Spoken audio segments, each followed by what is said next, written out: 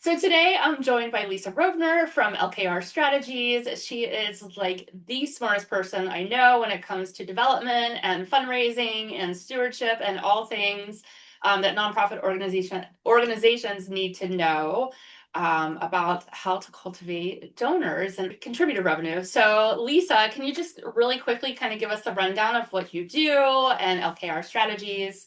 Absolutely. Lynette, thank you so much for having me. Yes, so I have just launched my fundraising consulting firm, LKR Strategies. I have been a frontline fundraiser for nearly 30 years and was ready and ready to take this opportunity and work with organizations whether they need overall fundraising strategy, campaign, cadence and calendar, kind of an audit and assessment of your development program, what's working, what's not. I'm just really looking forward to partnering with folks, organizations large and small that I think organizations always need support and always need to have their fundraising program be the strongest it can be. So, yeah. Especially right now with stuff that's going on. This is perfect time to have you uh, on today. So thanks. What does development look like now? Because it's different. That's one of the things that I've been talking a lot about is like the old way of doing things isn't the right way anymore. And you can't just be regurgitating old strategy because it's not necessarily working. So I wondered like what you thought is the way to go right now when it comes to development and fundraising. Yes, that is such a great question, and that there's a lot of different ways to answer that. I would say I think one of the biggest shifts is Gen Z is really about wanting to do the hands-on volunteer work. They are much more hesitant to give financially if they have not actually helped build a house, helped stuff backpacks, helped get more puppies adopted, whatever the volunteer, their first priority in giving, I think, is that time. And, that's time, talent, treasure, right? So time, maybe talent too. But I will say, once you get them, once they are engaged with your mission and really feel passionate about it, they are the best group, best age group, and technologically comfortable with monthly donors, becoming a monthly donor. They just want to say, okay, I'm going to give you $10 a month, set it up, and forget about it. But then you keep them engaged with, oh, well, we have another volunteer opportunity. Or I don't know if you know BESA, that group. They're kind of a clearinghouse for volunteer opportunities with the nonprofit community here in Central Ohio. So they're going gangbusters with working with corporations, businesses, individuals, Rotary groups, whomever people are looking for ways to get involved. So I would say that's kind of the first thing is the younger generation wants the hands-on volunteer time, and then they are the best prospects for monthly giving. And in that, monthly giving is so, so, so important. This day and age where to set up a monthly gift would have been, oh, I need to, give you my credit card number, or I need to, but now you're just going on your phone and hitting Apple Pay, and it's so efficient and so easy. And that's kind of, that entry level, that acquisition channel, that vehicle is just, you've got to have a strong monthly giving program. Is it like at a set dollar amount, or is it literally just letting them choose the dollar amount? Is there a certain window that you recommend for that? And I have to say it depends, but that's where you got to do those A/B tests. You've got to. It's all about that donation form. I've been in organizations where you are testing the ask string. So you're starting at $5, $10, $15, or you're starting at 35. Some of them, if you give a certain amount monthly, you get this premium. So you want to highlight that gift amount. You want to make it comfortable for folks. $100 a month, that's pretty significant. That's over $1,000 a year. Suddenly those folks are in your mid-level program as well as being a monthly donor.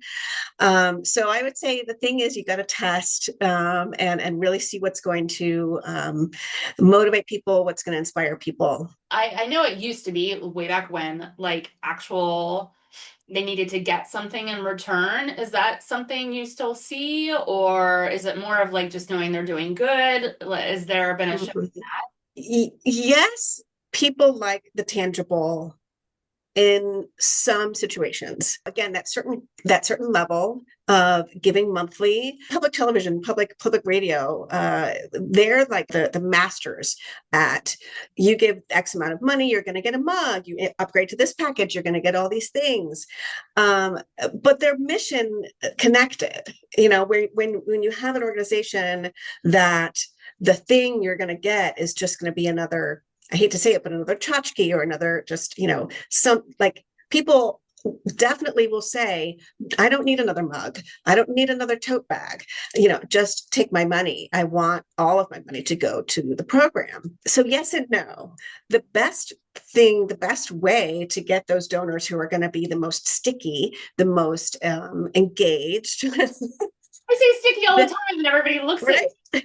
I'm like, Oh no. engaged. Oh no. Yeah. Oh no. The sticky donors. That's a thing still. Absolutely.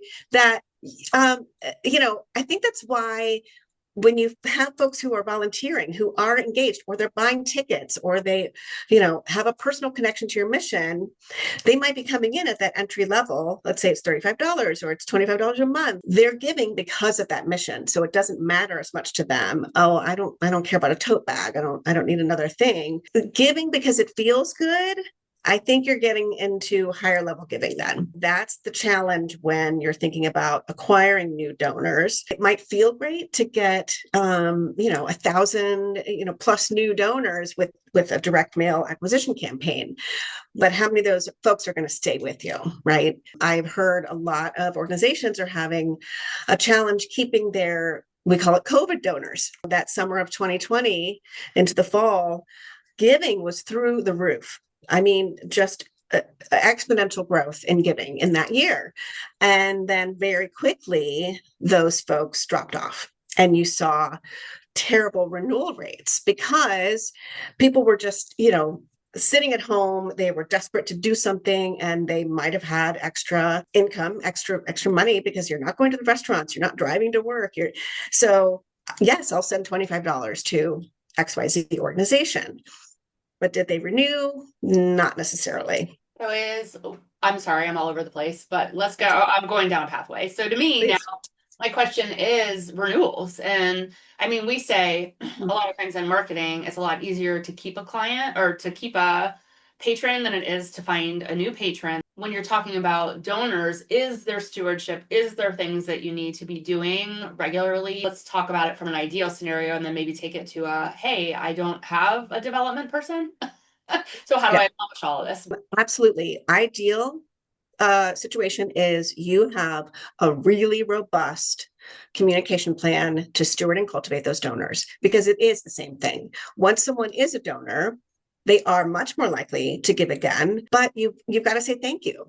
My thing I've always said, because I am super passionate about the thank you, is just as, sometimes if not more important than that ask. If you are asking someone for a gift and they send you their donation, that they are making a very specific choice to give to your organization, and you're not saying thank you, you've lost them. In terms of a robust stewardship plan, you could have monthly touch points mapped out where they get, the first thing is, depending on the gift level, they get a print acknowledgement letter, or if they gave online, they get that thank you email. If it's a high enough gift, you're going to pick up the phone and call them and say, thank you so much. This is amazing. What inspired you to give? We're so appreciative. Here's how your gift is going to make an impact. Or, handwritten thank you note. And then the next month, they're getting a thank you email with a video of your CEO saying, thank you. You allow us to do the work that we do. Maybe a couple months later, they're getting an impact postcard. Again, it's thank you. This is the work that we're doing because of your support. Here's a story of, a child who was impacted by our program, and it's thanks to you. Then again, a couple months down the road, they're getting another phone call, or they're getting another mailer, or another, I don't think you can overload. Yeah. Yeah. Yeah.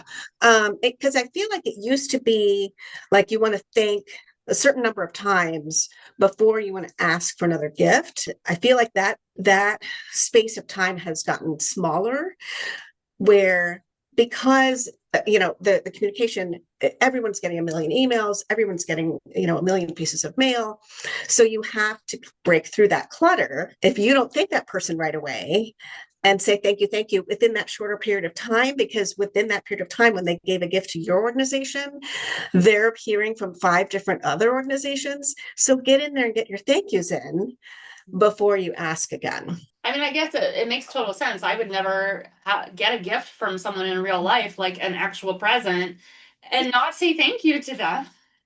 Exactly. It seems like such common sense. I'm telling you though, I think I don't know if it's resources are smaller, or the expectations for fundraisers just continue to increase, especially in this climate, if organizations are losing funding. So the pressure is really, really on to raise that money. But like I said, it's just as important, if not more, to say thank you. I mean, sometimes it's just a thank you campaign. You could spend every Friday afternoon. Things are slower. The week's at its end. Pull a list of donors who have been giving to you for 10 years in a row, maybe $100 a year. But boy, that's 10 years of consistent giving. That's significant. Those are your planned giving donors. Those are, again, the most sticky. And if those folks haven't gotten a phone call for you to say thank you, it's so significant. It is so impactful. And I can't tell you the number of times when I have taken the time to call someone and they say, I can't believe I'm hearing from you. I'm not a big donor. And I give to so many other places, and I've never gotten a thank you call. My response is, well, every gift is significant. If it's if it's $100 for you, or it's $1,000 for someone else, for you, for those people, that's a significant amount of money, and it's a specific choice. And if you're not saying thank you and genuinely extending your appreciation, your gratitude, and sharing the impact, the change that's possible because of their gift, your renewal rates, I mean, talking about renewals, right? The folks are not going to stick around. It doesn't feel, if they don't feel appreciated for what they're doing. Yeah, sure. Yeah, I'll tell a story. At a charity, a first-time donor wasn't in the system, sent a gift of $10,000, and my goodness, that's huge, right? I pick up the phone, I call him, I let him know we received your gift, because it was a check in the mail, and that's always helpful to let them know it had arrived. We're so appreciative, and I'd love to come visit you. He was out in California, we're here. Oh, no, you don't need to visit. That's okay. Really, I said, but I put a nice packet together, all the materials. This is what's going to happen because of your gift. These are the children who are going to be impacted. In response to my thank you call and thank you package that had a handwritten note, the gentleman sent in another gift of $10,000 within like a month or two. It was unheard of.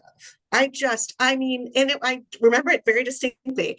It was a Friday afternoon, and it was really quiet in the office, and no one was around. And and I'm like, are you kidding me? I have to share this with someone. This is amazing. And it was because I thanked him. $10,000, you absolutely have to pick up the phone right away. But what if that were a $5,000 donor or a $1,000 donor who, wouldn't typically get a phone call or a handwritten note? And so they moved to, next time, wow, I remember I got a note from that development officer. I might increase my gift because all these other organizations didn't. Mm-hmm. Yeah. Love that. I love that. And that's relationship building, which we say, like, that's one of the most important things that you do with your patron, your audience, and all of that. Same thing from a donor standpoint. Like, we're real people, they're real people. Like, we need to have human to human interactions. The data is super, super important, but my kind of, perspective or philosophy or experience has been how you make people feel, building those relationships. Huge. That is. So what if you have like no donors? And you're starting from scratch. I know. Yeah. Yeah. But I know there's a couple of people that we've talked to before that they haven't needed them in the past, but now with the shift and like lack of government funding, they're not getting grants anymore. And like, how do you open that avenue for people? And I know this is a heavy, big question. So I would start with the board. Okay. Talk to your board. Your board is there not just to help lead the organization, guide the organization strategically. They have communities of their own. If they're a community advocate, they know other people out in the neighborhood. They have connections with across the city. If they are, with a major, let's say, insurance company or a law firm or a bank, talk to them and say, we would love, to kind of access your community. Who do you know who might be interested in supporting us? You're here on our board because you are passionate about the mission. So the part of that responsibility of say, what we do, how important it is. Can you advocate for us? Can you share the importance of our mission? The importance of the work that we do, and give us 3 to 5 names of folks we could talk to that you could just again make that introduction, open the door, and we could have some conversations with folks. Do you have a preference in the world of donor and fundraising on like a hard mail piece versus like an e-blast versus all of those things? It's all of them. All of them. Ideally, now I know that's it's a lot of resources. It takes a lot of money to raise a lot of money, right? Ideally, you have a really broad multi-channel fundraising strategy, because the social media is going to pop up on their phone, and then they might get the display ad on their laptop, and then they'll get the mailer at their front door in their mailbox, and then they'll get the email. While they might respond to any number of things, it's because all of those different avenues are reminding them, keeping your organization and your work top of mind. And in this day and age, it's really critical. It can be a real challenge to say, well, I don't have the money to do direct mail. Or, I hear sometimes folks saying, oh, direct mail is dead. It is not. I can tell you, absolutely not dead. It might seem old fashioned, like who goes through the mail nowadays, but direct mail works. Maybe you haven't had success with your previous direct mails. Well, how many email blasts did you send out? Can you do a little bit more on social media? Again, because those other channels are going to influence when someone gets a direct mail piece. Now, have you segmented your donor lists? Maybe you're sending a direct mail piece, the same message to your lapsed donors, to your ticket buyers, to your subscribers, to your, this level donor, that level donor, your major donors. Maybe let's look at the strategy of your direct mail campaign and how can we tweak that. Maybe the message to your lapsed donors is different than the message to your current lower annual fund donors. The message is different to your mid-level donors. And certainly those major donors need those personal meetings. Yes, they're getting all the other communications in all the different channels, but those folks are also getting a lot more personal touch, interactions one-on-one. Maybe they're getting, the handwritten note, hey, I saw this article and thought of you. So you kind of need all of that. I remember you told a story once about a donor that loved pie, right? Yes. Oh, the pie. That, oh my gosh, that's true. That is one of my favorite stories. I mean, and this gentleman was, I think, in his 80s and had never been to a performance. His first wife had passed away. She was passionate about dance. He created a fund at the community foundation for this organization. And we called, we thanked him. We said, please, we want to host you. This is tremendous. No, I don't want anything. Well, we're brainstorming. What can we do? How can we thank someone who is telling us they really don't want to be thanked? Well, he's in an assisted living facility. Maybe he would love a visit and a freshly baked pie from one of the company dancers. It moved him like you would never have. It was phenomenal. He was so touched, so moved, sent in additional gifts over the years. He wanted to talk to that company dancer. She would write him notes. His second wife sadly passed away. And, we reached out to him then. And eventually he's growing that fund in memory of his first wife who passed away. He grew it to $1 million. $1 million. That was years, Wow. but again, this was a gentleman who did not want to come see a performance. He didn't want to come watch the dancers rehearse. None of that mattered to him. It was because of his late wife and her passion. But clearly the capacity was there, and who knows, that might have just been a one and done gift if he hadn't heard from us, or if we hadn't kind of gone above and beyond. Yeah, the creativity in building relationships. Because on the opposite end, I've had conversations with donors who come to expect those personal touch points, and then maybe there's a shift in, that development director leaves, there's someone else in their place. Well, their style of, stewarding and cultivating and building that relationship is a little bit different. And so you reach out, and I've had those difficult conversations where they say, well, where's your predecessor? She would send me articles all the time and put a little personal note. She was always thinking about me. And in my mind, I felt like, I'm so sorry. In my mind, I thought I had picked up the relationship and stewarded it well, cultivated her well. Come to find out from her perspective, no, we had not done what her expectation was. But I wouldn't have known that if I hadn't picked up the phone and said, I'd really love to come down and visit you. Yeah. So no matter what, the outreach, the personal touch, for donors, certainly, you can't do that again for everybody, but those planned giving donors, those major donors, and sometimes those mid-level donors who might have additional capacity that you want to keep them close. It's not even from a financial standpoint, just that there's back and forth give between, yes. And I love that aspect. Right. It's just the humanity of it. It's that you're a person, I'm a person. And like you said, it's just a genuine relationship. Yeah. But it means everything in fundraising. Yeah. So in the current climate that we're in right now, loss of funding, stuff being pulled from, changing leadership and stuff being pulled from museums and stuff like that.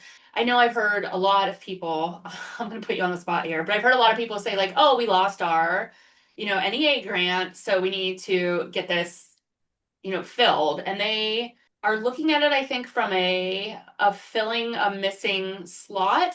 How do you shift out of that? Oh, we're just filling this need into long-term sustainability for an organization. Big picture thinking, I guess, is what I'm getting at in a very roundabout way. I think the challenge in arts organizations is always under-resourced, always short on time.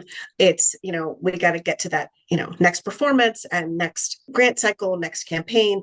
And nonprofits across the board can definitely feel that way. To take the time to back up and say, okay, well, this is happening now. And how do we know that we can be financially stable and secure no matter what's going to happen? The diversification of your funding streams, no matter what, all the time is critical, because you don't know. If you look at history, honestly, the NEA it's not very old, right? It's been around, a few decades. Certainly you come to rely on it and you think, well, that's never going anywhere. This is wonderful. And then changes are made. And suddenly, you're in this crisis situation. Like you said, this is significant times. They're not normal. So really, we kind of didn't see this coming, but at the same time, having a really strong board, having a really strong community of donors, relationships with those individual donors is key, because when those unheard of instances happen, okay, well, we do need to fix it now. Yeah. Who can help us fill this gap? And what plan are we putting into place to ensure that, well, hopefully, certainly the funds will come back, things will feel a little more comfortable and a little more, safe, I guess. Who are the individuals? Who's in our community already who really believes in our mission and understands that having a long-term plan and strategy is going to allow for, because yeah, there's always going to be ups and downs. Milwaukee just lost all their set pieces for like in this flood. Yeah. Yeah. Oh God. Yeah. Right. Yeah, Oh, it's the most random things that like they are not predictable.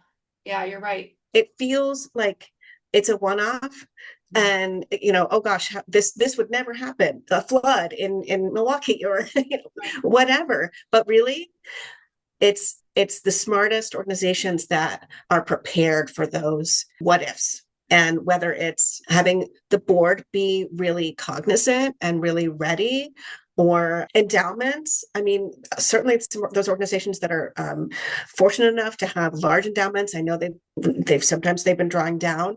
That's kind of a last resort. You want that endowment to be healthy enough and at a size that you can just draw on that interest. But it's also there in a critical emergency. I talk a lot about diversifying your earned revenue, but I love Mm, that like you also have to diversify your contributed revenue, right? Like it's both. You really need to look yeah. at strings.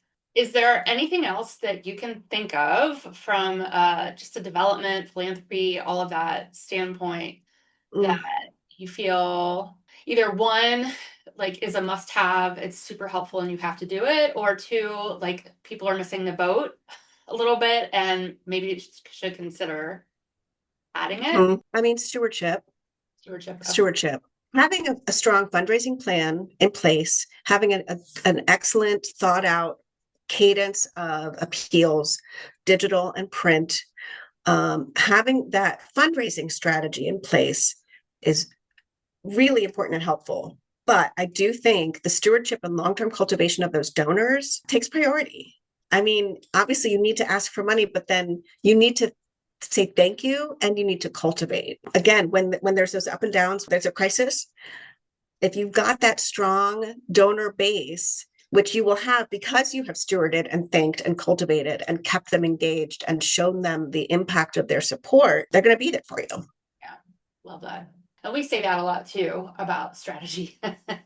Like I hammer Mm-hmm. on that. So it's so important from a strategy from not only like a marketing standpoint, but the organization's thought on like where they want to go and how they want to get there. And then you layer in the strategies Yeah. and tactics. And I know in the past we've worked together where marketing might run a social media campaign that's going to push out information that's going to come down later, about a letter that's going out about a certain Yeah. individual. And like that is a nice, easy bridge for people to make. And again, for us, we talk all the time about planning. It's very hard to do if you don't have that strategy and plan far in advance. Well, thank you so Yeah. much for being here today. I really appreciate you, coming. Absolutely. Yeah. Lynette, thank you so much. No, I appreciate you. And no, this has been wonderful. I love talking about development. I'm so passionate about it. So That's anytime. how I feel about marketing.